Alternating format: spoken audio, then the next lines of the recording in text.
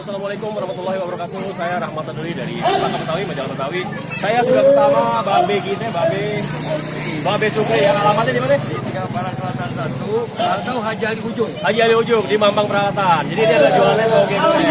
Ya ada togenya, ada apa lagi nih? Ada hujan, mie. Coba.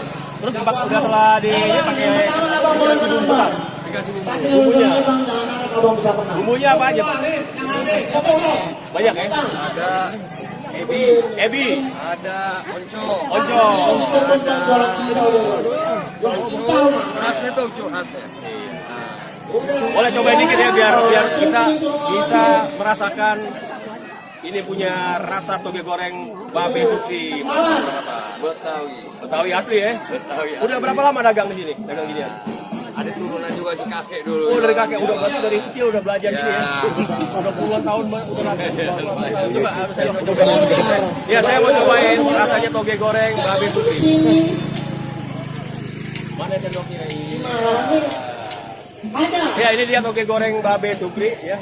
Ini tuh lihat tuh ya. Nah, ini saya cobain gimana rasanya ya. Ini kita tes rasanya ya. Orang bisa pulang tahu.